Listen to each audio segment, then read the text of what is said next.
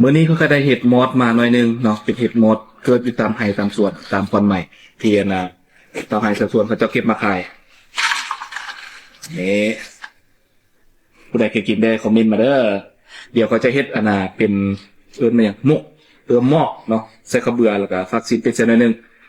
นี่เดี๋ยวเราจะมาตัดตีนมันก่อนเพราะมันมีขี้ดินอยู่ตีนมันออกตามขอนเนาะตีนมันก็จะเปื้อนขี้ดินหน่อยนึงเปลือกใหม่จะมาม่าข้าวเบื่อก่อนเนาะ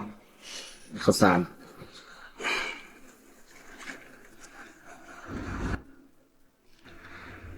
นี่เนาะมันจะเป็นสีดำๆแบบนี้ตีนมันตัดออก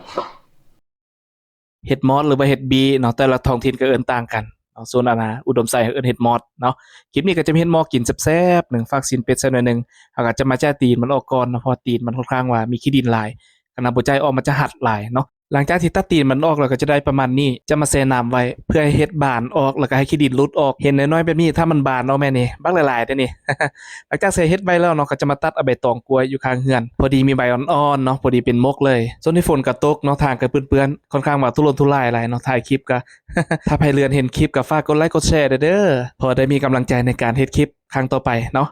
หลังจากได้ใบตองแล้วเนาะก็จะมาทำการล้างล้อก่อนว่าล้อมีแต่ขี้ตมทางก็เปื้อนๆเนาะฝนตกน้ำอังน้ำค้างอยู่ตามทางเหยียบขี้ตมขี้ดินติดตีนล้อเบิดเนาะเพราะว่าบ่ได้ใส่เกิบ หยอกๆเนาะหลังจากล้างล้ออนามัยล้อแล้วเราก็สิมาทำการดังไฟเนาะสุมไฟดังไฟเกี่ยมสิเฮ็ดมกเฮ็ดบีเฮานั่นแหละสิเฮ็ดแซ่บๆสุดฝีมือเลยเนาะเพื่อทาลูกทาเมียเลิกเวียกเลิกงานมากินข้าวสวย ตอนบ่ได้แช่น้ำเมื่อกี้เนาะคือมันน้อยๆเนาะบ่แช่น้ำออกมามันบานมันใหญ่ขึ้นจนเกือบเต็มถ้วยเลยเนาะเราก็จะทอกใส่ซ้ำแล้วก็จะไปล้างทำความสะอาดเนาะเอาขี้ดินเอาขี้ใหม่เศษใหม่แม่หยังออกให้เบิดเนาะเพื่อบ่ให้มันหัดมีความพิถีพิถันขนาดใดในการเฮ็ดนี่ เพื่อนๆว่าใช้เวลาจักชั่วโมงนี่ตัวสิแล้วแต่เช้าเนาะแต่เช้าลูกเมียไปเวียกไปการเริ่มต้นเฮ็ดจนเดี๋ยวนี้ก็สิเป็นโมงเลิกการเนาะยังบ่ได้หมกยังบ่ได้นึ่งเทื่อ ศึกษาเสียเวลาเนาะปั้นรอไปๆมาๆ ก็มีผู้ช่วยได้หน่อยหนึงก็สิไหวอยู่เนาะ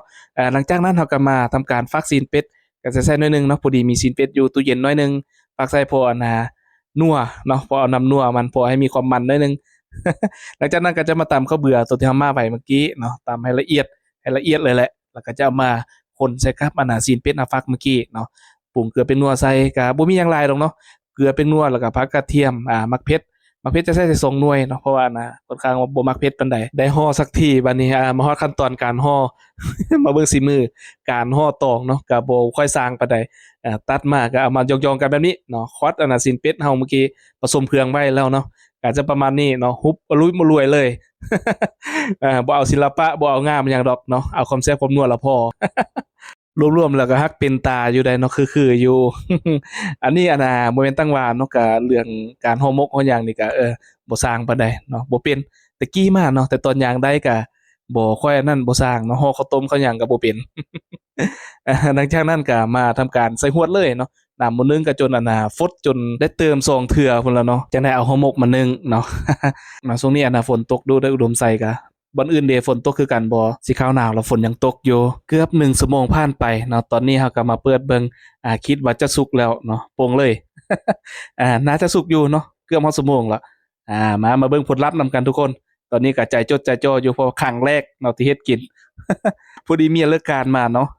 เมียก็โอ้หอมกินใส่ได้อยู่ว่าซั่นน่าจะแซ่บเพิ่นว่าเนาะนี่ก็หน้าตามันก็เป็นตากินอยู่ มาตั้งพาเข้าเลยเนาะพอดีเมียซื้อลาบเท่ามาแล้วก็มีมกสมองแดมกออกป่องเนาะแล้วก็มี